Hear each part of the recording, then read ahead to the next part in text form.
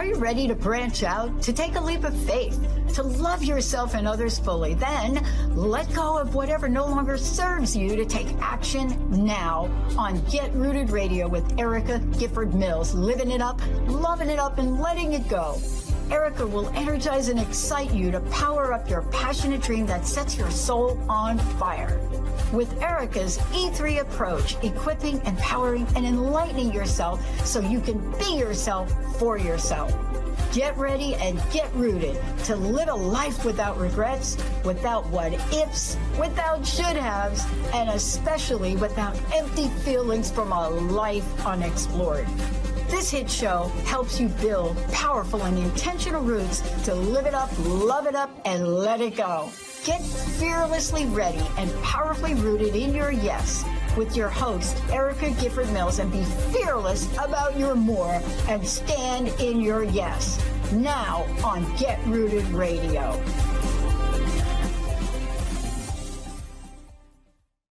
Welcome, everyone. I am Erica Gifford Mills, and you are listening to Get Rooted Radio, living it up, loving it up, letting it go, right here on Transformation Talk Revolution. A shout out to my producer today, Jessica. How you doing? I'm happy to be here as always and excited about how you bring these amazing topics to the forefront. Well, thank you so much. And I am, it's kind of weird to say, but I'm excited about today's episode that's titled Journey Through Grief. And my guest, McKenna Lisa Cole, and I will be having a raw, unfiltered conversation about a book born in the middle of compounded loss, written in real time from the pit with honest self-talk, God talk, scripture, and space for reflection and healing. In the upcoming segments, we're going to explore how grief strips life down, revealing that the losses themselves were only part of the story, uncovering fractured bedrock, missing pieces, and the beginning of a long, ongoing rebuilding. Listeners, if you'd like to join the live conversation, go to ttrnetwork.com. That's ttrnetwork.com. Click on the player and hit the ask button to send your comments and questions during the show. So normally this is where I tell you a little bit about my guest, but first I'm just going to thank her for being on the show today. So thank you, McKenna, so much for being here with me. I'm so happy to be here. I really am. Thank you. Well, and the reason why I'm not going to tell listeners a little bit about you right now is because during this first segment, that's exactly what we're going to talk about. I want to talk about your origin story and the entering the pit. So for listeners just meeting you, or maybe they have your book, and we're going to talk about where they can get that as well, meeting you through the book, tell them a little bit about you, about your journey, kind of what happened during this 3-month period, and what made the grief feel compounded rather than singular. So that's a very compounded question, but start off with just who you are and how this all got started.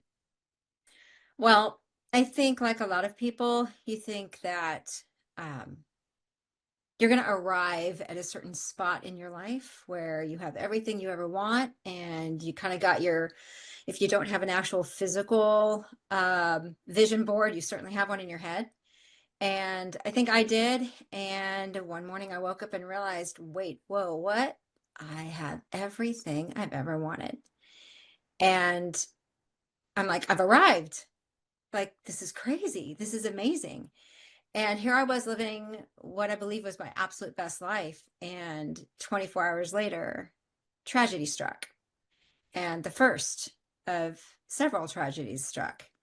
And, you know, tragedy and loss comes in many different forms. You can lose people, pets, an identity, a trust, a job, a direction, your bearings, your faith in God. There's so many different types of losses that somebody can experience. And most people, I think, experience several of those in any given time of their life. But for me, it just started a chain reaction of loss. And so, and you, as you know, too, enduring your own, and as our listeners will understand as well, that every loss that you experience has other sub losses, secondary and tertiary losses. So there's all kinds of fractures and all kinds of ripples that come from that one boulder landing in that pool, you know, so to speak. So it just set off a chain reaction of different losses, and then an entirely new loss came. And after that, an entirely new loss came. And with each subsequent loss, of course, there were those secondary and tertiary losses along the way. So that's where the compounded element comes from.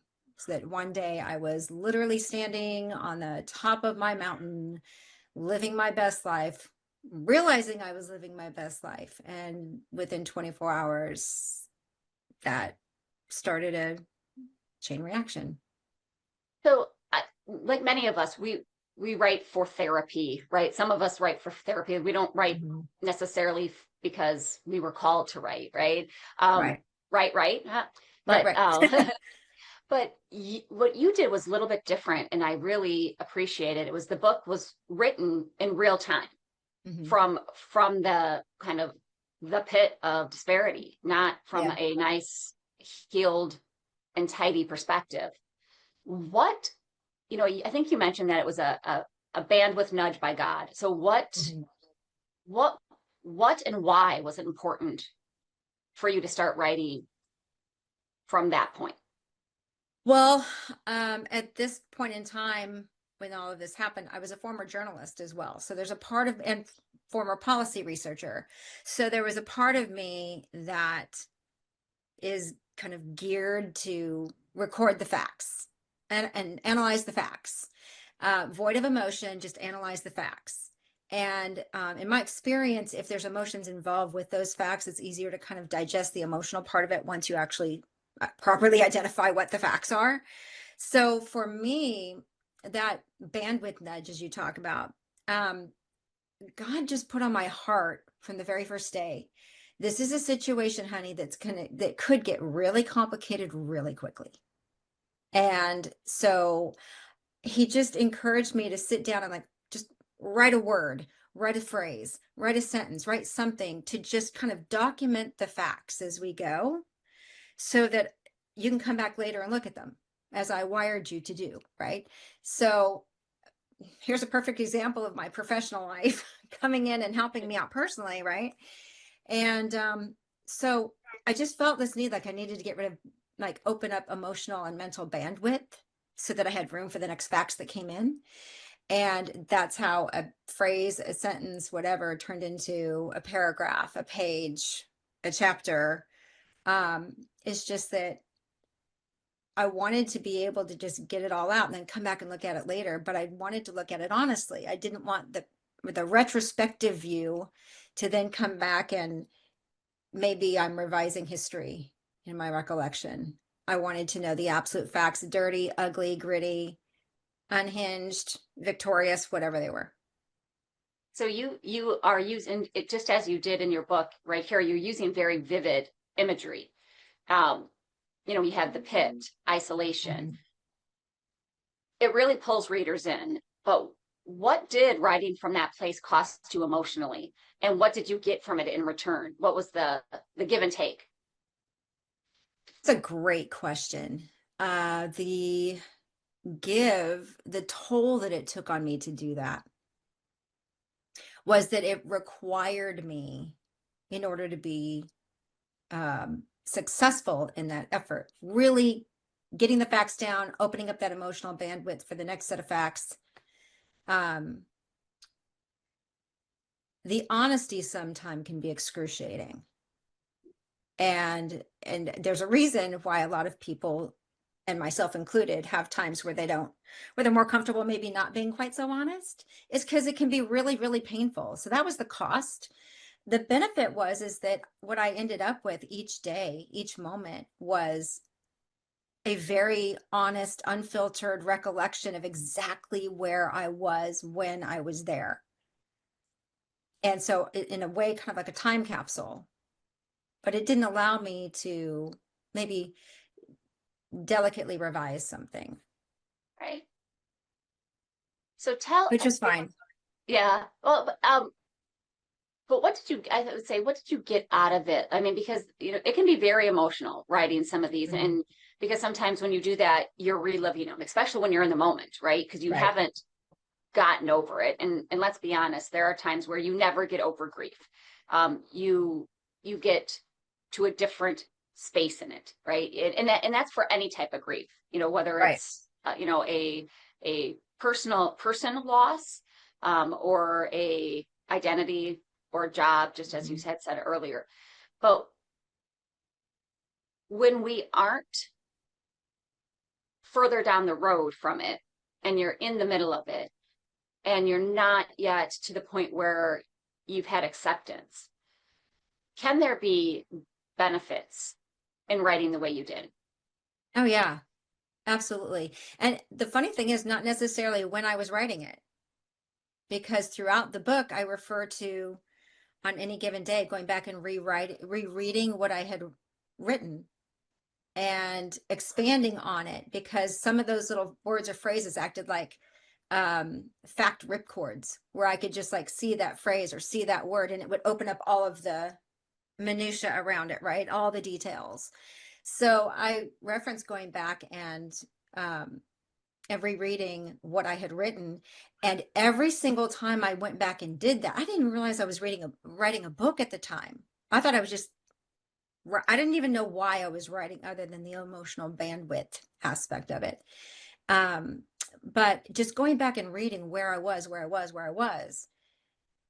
I was seeing new insights about where I was just a day earlier, or 3 days earlier, or a week earlier, or a month earlier. And that in and of itself helped me kind of process where I was at on that other day when I was reading it. Yeah. So it's a very difficult approach to kind of explain. But so I hope all this is making sense. Really. Well, let's take a quick break. And when we come back, we're going to talk about unfiltered faith and fractured bedrock. But before we go, McKenna, tell folks the name of your book and where they can get it and how they can connect with you. Well, I can do one better because I've got it right here. It's called Navigating Hell, A Real-Time Journey Through Grief. Sorry, getting a little bit of glare there. A Real-Time Journey Through Grief. You can get it on Amazon, Books A Million, Barnes & Noble, anywhere books are sold. Wonderful. Thank you so much. You're listening to Get Rooted Radio with Erica Gifford Mills. Living it up, loving it up, letting it go. Stay tuned. We'll be right back.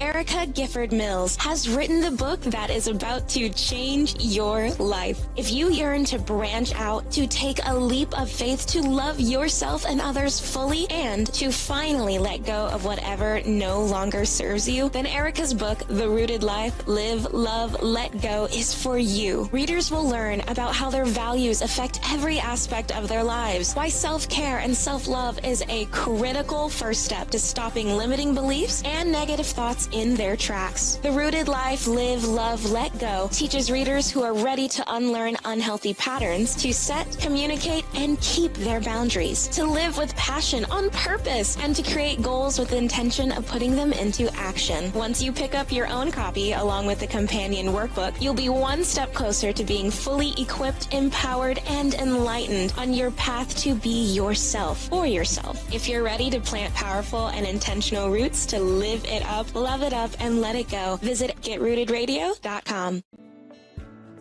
Tired of feeling exhausted as a parent?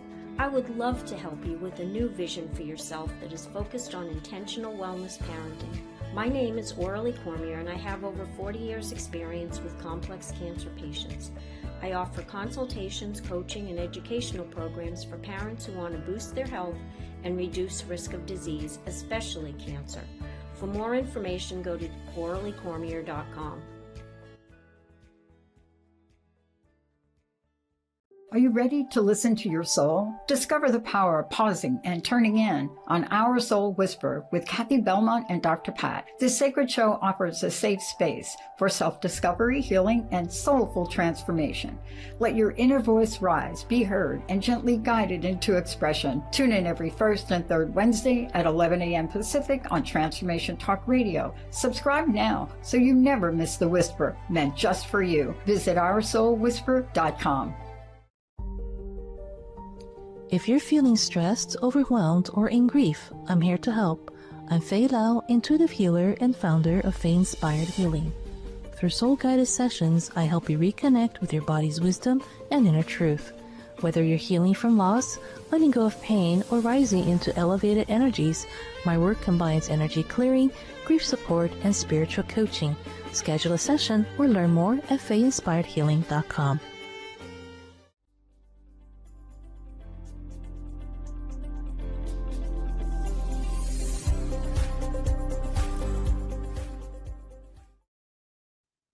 Welcome back to Get Rooted Radio with Erica Gifford Mills. Living it up, loving it up, letting it go.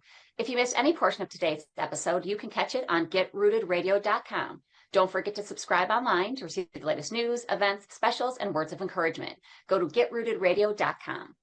Welcome back to my guest, McKenna Lisa Cole. Thank you so much for being on the show today. I'm so excited to be here. I really am. Well, during our first segment, we discussed your origin story and entering the pit, as you call it. During this segment, I want to get into talking about the unfiltered faith and fractured bedrock. And I want to just start it off strong. You know, one of the most striking elements of the book is your unfiltered conversations with God. Sometimes angry, sometimes desperate, sometimes unhinged. Why did you choose not to sanitize those moments? Because I think it's important for people to know that other people have felt those moments. I think it's easy to think that if I have an unhinged moment with God, or somebody else, you know, if you feel that it's very easy to feel that you're alone and that, oh my gosh, there's something wrong with you. I can't believe I just, you know, went there. But the fact of the matter is that God already knows what you're genuinely feeling. So from a God perspective, from having those moments even happen at all, it didn't make sense for me to try to fake it with him, because then I'm just a liar and I'm hurting. Why not just be honestly hurting in front of his throne? To me, an honest conversation, even if I was angry or unhinged or whatever, was just the most important part of that entire exchange. And for including that in the book in that way, I just think it's important for people to go, wow, okay, I can't believe she just admitted that, but I'm really glad she did, because I can relate, because I've felt that way. And, you know, I felt X, Y, or Z about it. But just to really kind of give permission in a way, I hate to say it like that, but give permission in a way to let people feel comfortable approaching God with pure, unadulterated honesty. Well, it shows authenticity to readers.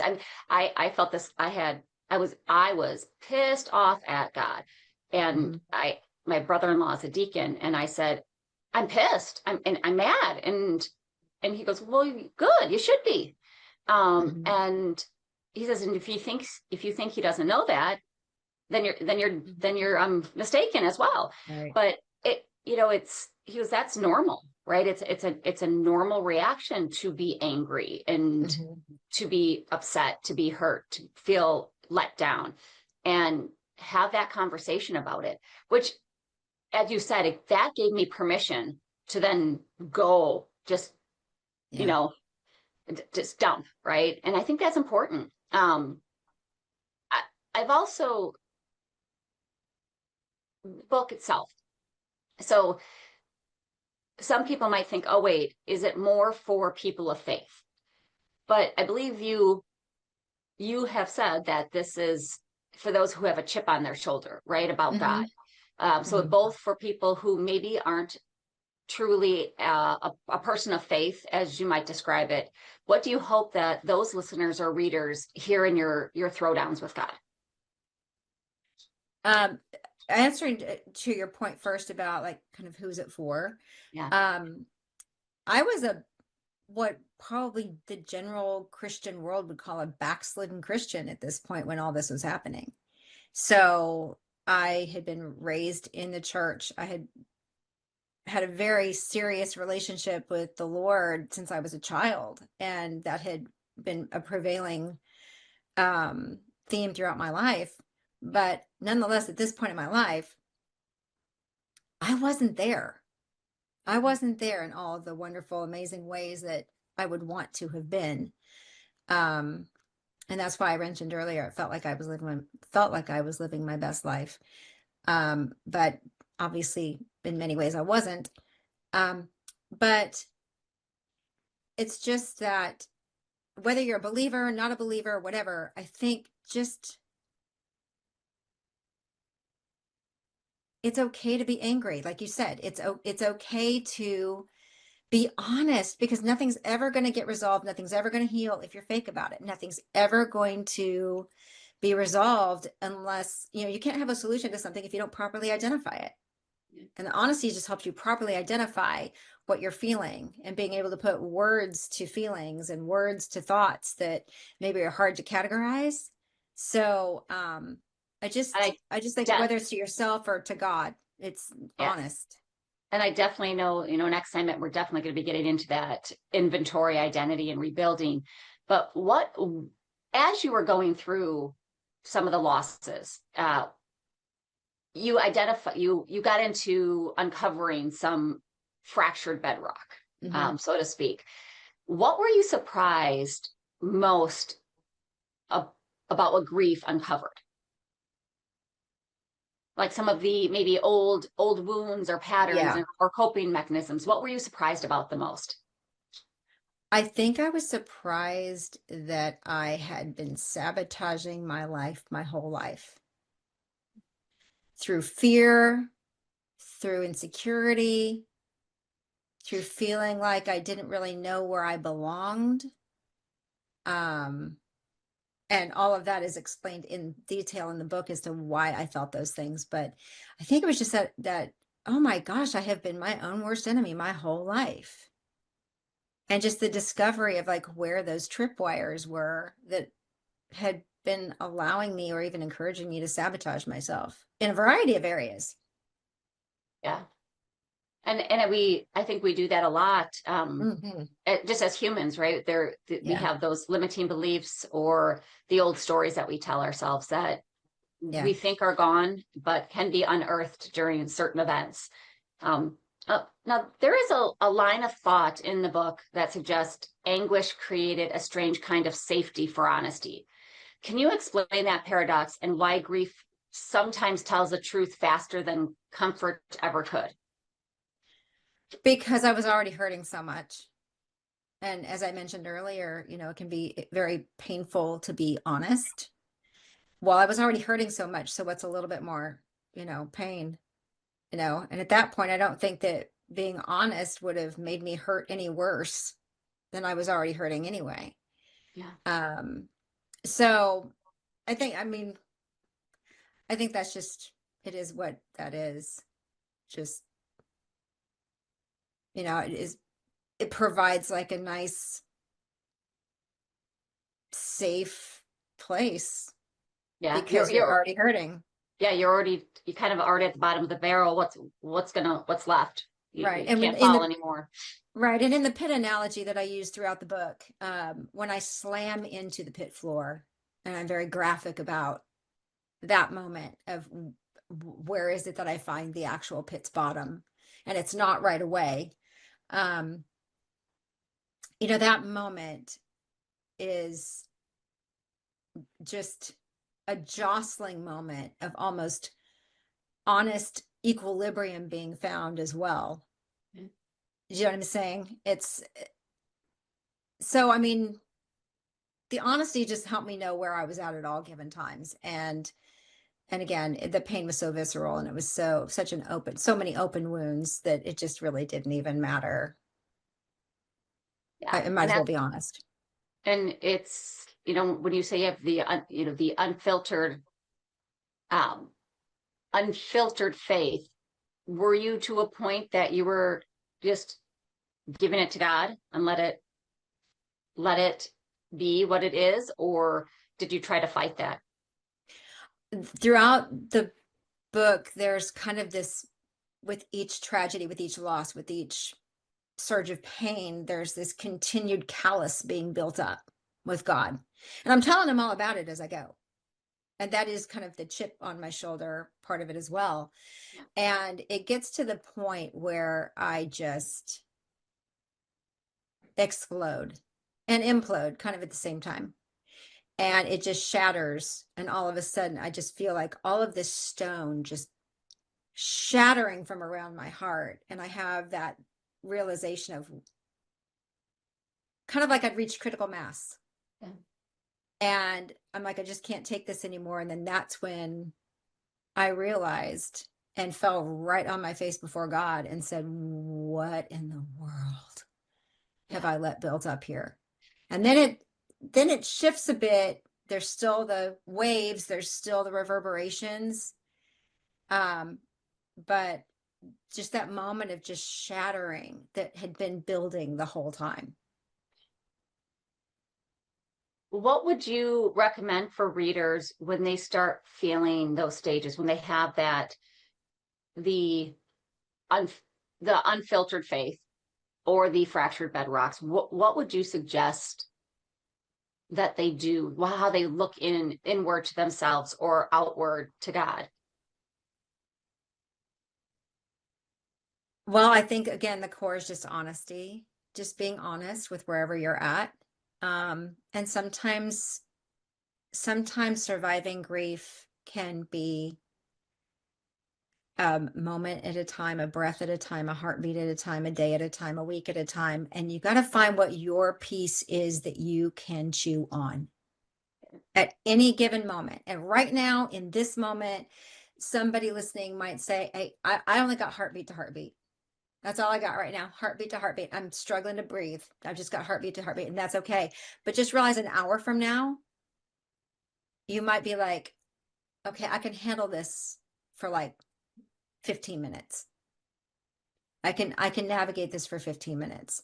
And the durations are going to change, and that's okay. That's okay. Grief is like a fingerprint.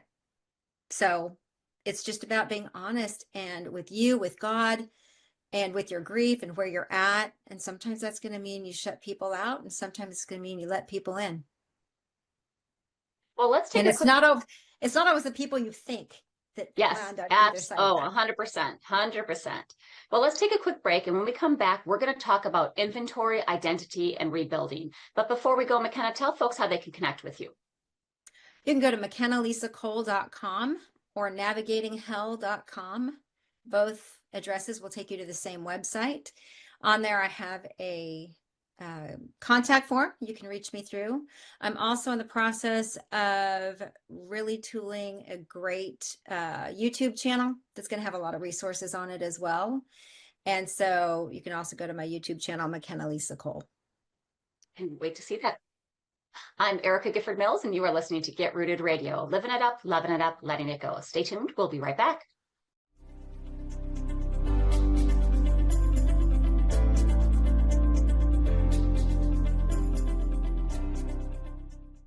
Erica Gifford Mills has written the book that is about to change your life. If you yearn to branch out, to take a leap of faith, to love yourself and others fully, and to finally let go of whatever no longer serves you, then Erica's book, The Rooted Life, Live, Love, Let Go, is for you. Readers will learn about how their values affect every aspect of their lives, why self-care and self-love is a critical first step to stopping limiting beliefs and negative thoughts in their tracks. The Rooted Life, Live, Love, Let Go teaches readers who are ready to unlearn unhealthy patterns to set, communicate, and keep their boundaries, to live with passion on purpose, and to create goals with the intention of putting them into action. Once you pick up your own copy along with the companion workbook, you'll be one step closer to being fully equipped, empowered, and enlightened on your path to be yourself for yourself. If you're ready to plant powerful and intentional roots to live it up, love it up, and let it go, visit getrootedradio.com.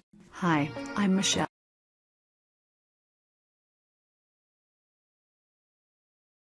I want to welcome you to the Real Healing Institute. This is your invitation to my spiritual circles, where your energy is read, your life receives channeled clarity, and your soul is mirrored by others walking this path with you.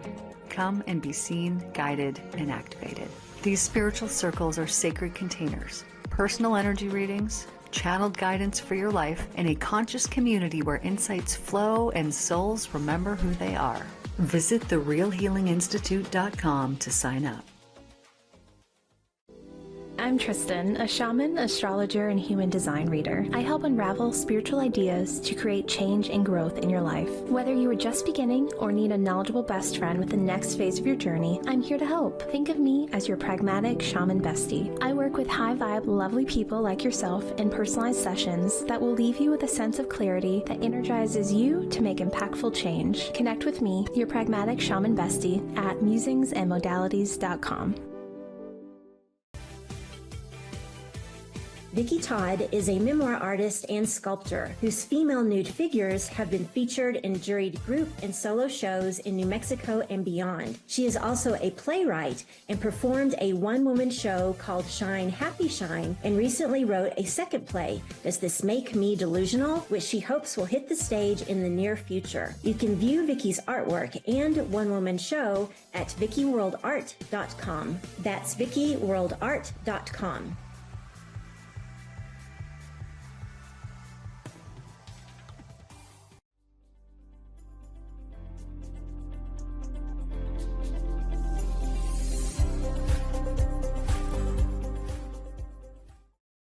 Well, we're back on Get Rooted Radio with Erica Gifford Mills. Living it up, loving it up, letting it go.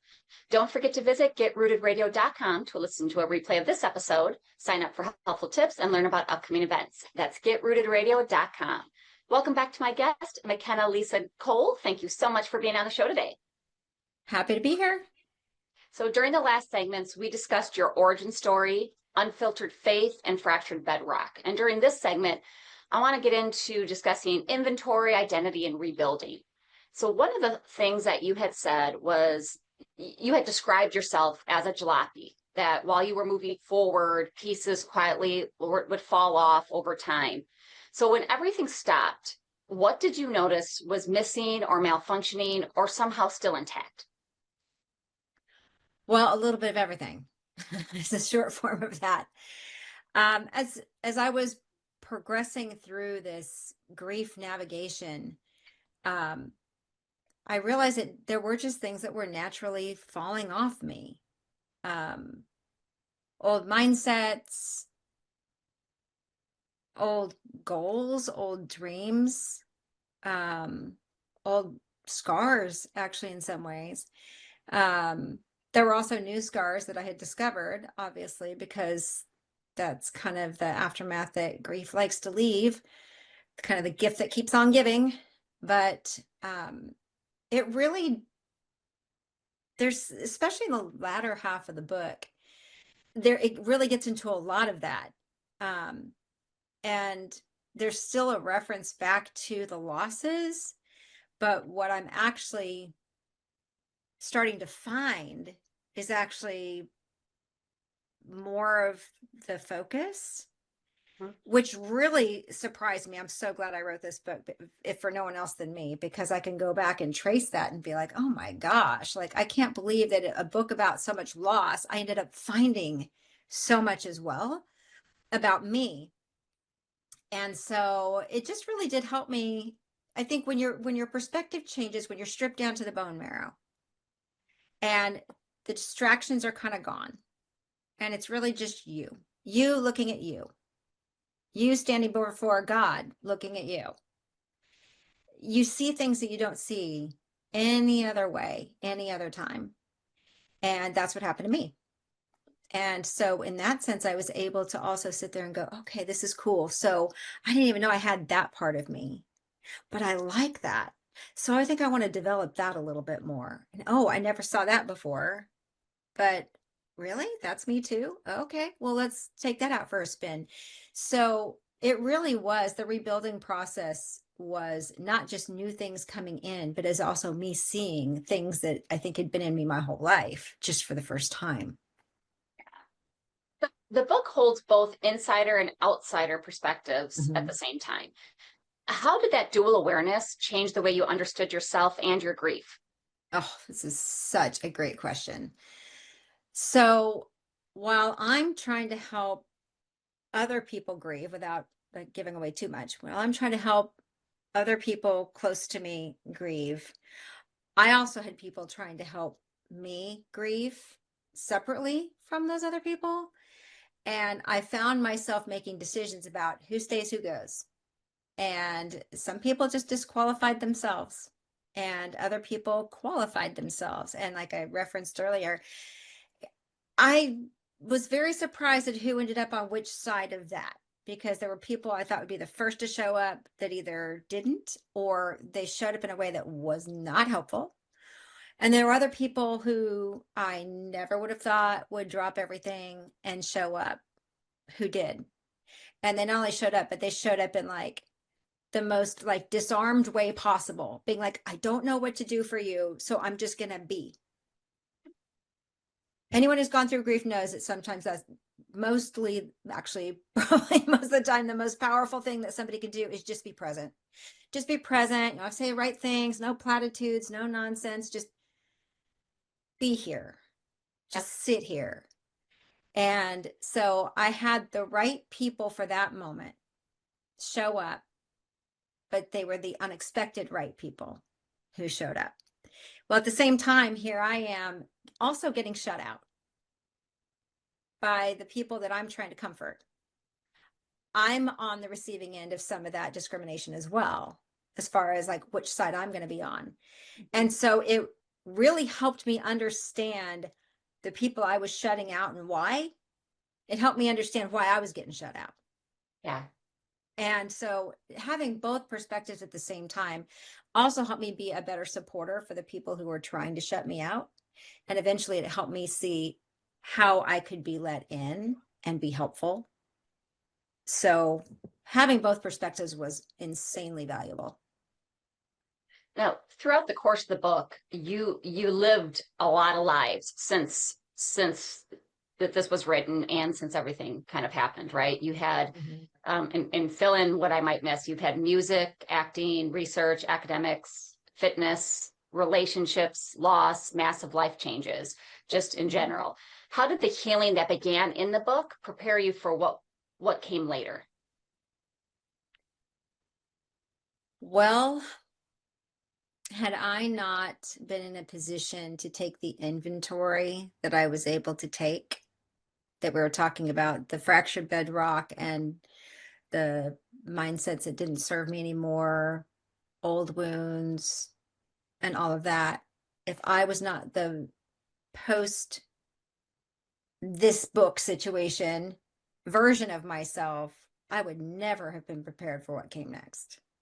So in that sense, a few years ago, I lost my dad. And even though it was through a prolonged illness, and the things in the book are all very sudden, it helped me understand in kind of a shorthand version what I was probably going to experience, how I could be kinder to myself, how I could make sure that I like applied the lessons that I learned, the good and the bad that I did, the right and the wrong that I did the first time, even though I was a different person now, you know, a few years ago, because this book, what happened in the book happened 20 years ago this year. And so it really did help me enter into the loss of my father in a way that I think I had some equilibrium. As horrific and horrible and devastating as it was, I was able to use the previous grief extravaganza and just be gentler with myself going through. So would you say that your grief has not only shaped your healing, but maybe your leadership in the sense of self and the boundaries that you set? Oh, absolutely.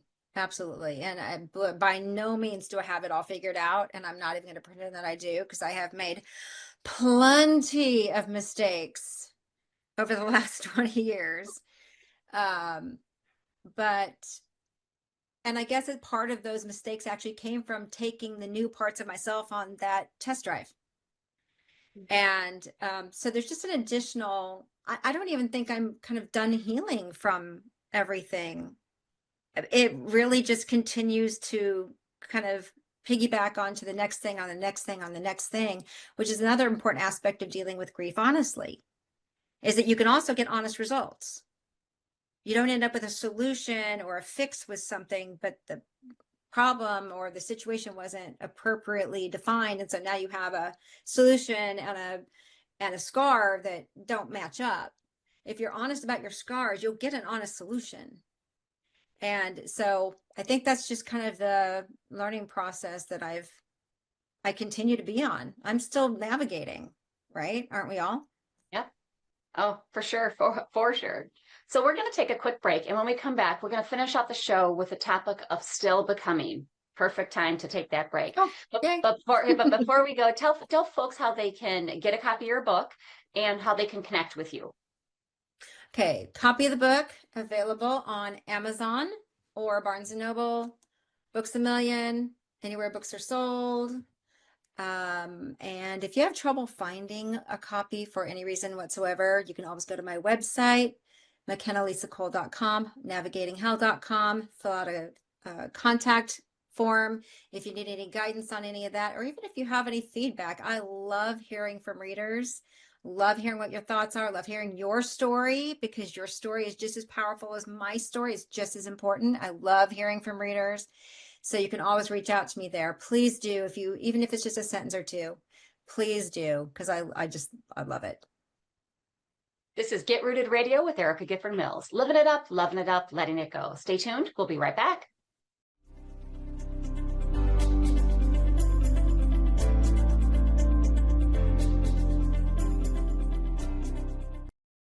Erica Gifford Mills has written the book that is about to change your life. If you yearn to branch out, to take a leap of faith, to love yourself and others fully, and to finally let go of whatever no longer serves you, then Erica's book, The Rooted Life, Live, Love, Let Go, is for you. Readers will learn about how their values affect every aspect of their lives, why self-care and self-love is a critical first step to stopping limiting beliefs and negative thoughts in their tracks. The Rooted Life, Live, Love, Let Go teaches readers who are ready to unlearn unhealthy patterns to set, communicate, and keep their boundaries, to live with passion on purpose, and to create goals with the intention of putting them into action. Once you pick up your own copy along with the companion workbook, you'll be one step closer to being fully equipped, empowered, and enlightened on your path to be yourself for yourself. If you're ready to plant powerful and intentional roots to live it up, love it up, and let it go, visit GetRootedRadio.com.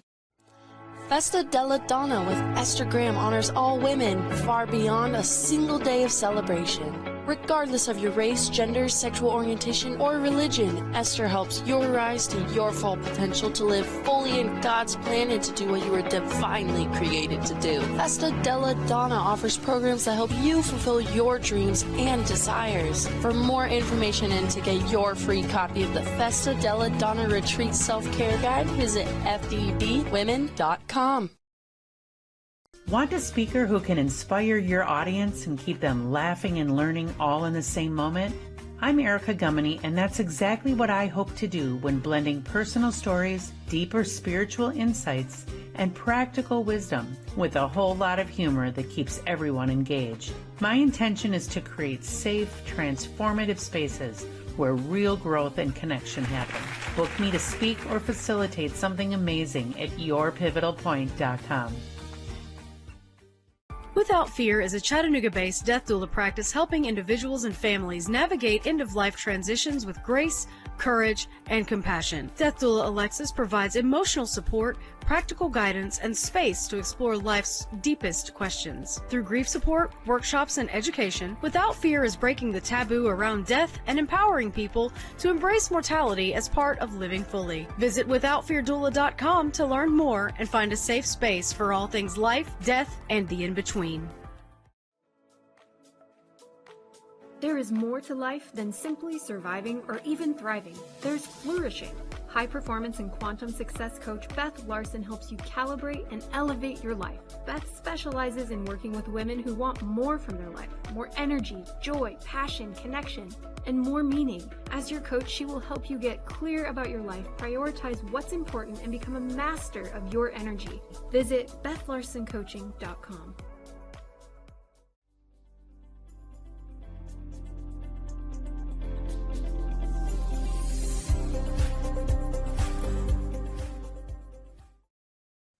Welcome back to Get Rooted Radio with Erica Gifford Mills. Living it up, loving it up, letting it go.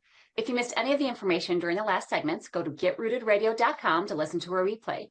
Don't forget to subscribe, sign up for tips and special events, and pricing for upcoming coaching sessions at GetRootedRadio.com. Welcome back to my guest, McKenna Lisa Cole. Thank you so much for being on the show today. You are so welcome. Tell listeners again the name of your book, where they can get it, and how they can connect with you, whether it's your website or social media. Well, the book is called Navigating Hell, A Real-Time Journey Through Grief. There you go. And then you can reach out on social media through Navigating Hell on Facebook and Instagram. That's probably the best place for you to reach out on social media, simply because I'm trying to really build those two sites. So that's going to be very book focused and event focused. So, and also a place where you can share your thoughts and your feelings as well. So, yeah. And then of course I've got my website, McKennaLisaCole.com or navigatinghell.com, and then my YouTube channel that I'm in the process of building. So just stay tuned to that. And yeah, lots of different ways. So now during the last few segments, we've discussed your origin story, the unfiltered faith and fractured bedrock, and inventory, identity, and rebuilding. And during this last segment, I want to focus on the topic of still becoming. So as you mentioned during the last segment, the events of this book are approaching their 20-year mark. And how does reading it today for you feel different than it did even, whether 20 years ago, 10 years ago, or a year ago? I have read it more times than I ever thought I ever would. And I see something different every single time. And it's because I'm different every single time. So if I read it today versus last year, well, there's something that's going to resonate differently with me because I'm not the same me I was a year ago. And I've had readers reach out to me and say, I have one reader who said that they're on their 9th read so far. So, and they say the same thing. The punches land differently every single time, even though I know what's coming, even though I know what's going to happen, the punches still land differently every time. So, and again, I just think it's because everyone's going to take away from the book what they need to take away from the book. And it's where their story overlaps with mine, where their language overlaps with mine. That's what's so personal about it. It's just because people are just it's going to resonate the way that it resonates. And I'm no different, right? Every time I read it, it's going to be different. So coming up here on the 20 years, I've already decided that I'm start taking notes. And because I want to, as I relive the events, because 20 years ago right now, everything was great. 20 years ago right now, the whole book starts in June. So 20 years ago this month, everything was wonderful. So I've already started to kind of take these little notes as to how I feel looking back on that 20 years ago and what was so great. So I anticipate that I'm probably going to make those retrospective notes continuing on through the entirety of the 3-month span of the book, just to get the 20 years later perspective on what happened. And that's kind of interesting. Yeah, definitely. I want to hear how that comes out. Now, just as you revisit, and you said your readers revisit, and it's because the book itself hasn't changed. The facts in the book, the Right. book itself, it's the same book as it was, but you have. So what is grief still teaching you now?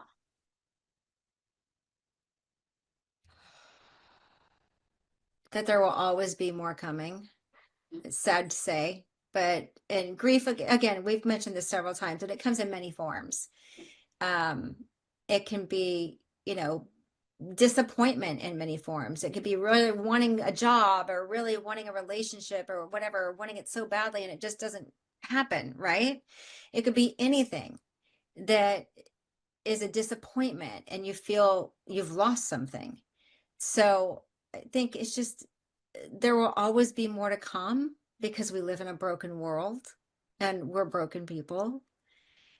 But there's always going to be opportunity for healing as well. There's always going to be a way that we can use the previous pain and the previous healing to get us through the next thing, big or small. It doesn't matter. And not only that, but obviously to help other people. that may not have been as far along on that navigating path as we might be, it gives a lot of hope to people. So I think it's just, I don't think there's any such thing as pain without hope, in the sense that it's available. If you choose not to take it, that's obviously a choice.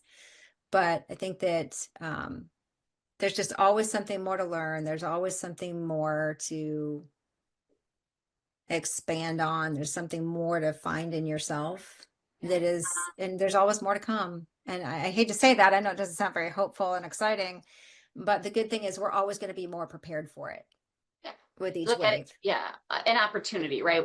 Nobody wants to have to go through grief, but how do we learn from it? It's just like problems and troubles and all this, right? How do we take from this to learn to be better for ourselves and for others? Right. Now, so for anyone who's listening who might be in their pit, who might be maybe avoiding their own grief, or who's trying to walk along someone who is either in the pit or during their avoiding their grief, what do you want them to know about healing, about wholeness, and the permission to still be becoming? It will never happen. The healing will never happen without honesty. It just won't. Real healing, genuine healing will not happen without genuine honesty. And it's not about like slapping yourself in the face with reality all at once. I mean, that'll be super, super overwhelming and it wouldn't be very beneficial. But it's about finding maybe the low-hanging fruit, something that you can be honest about on this day. Maybe what you need to be honest about is taking a little bit better care of yourself.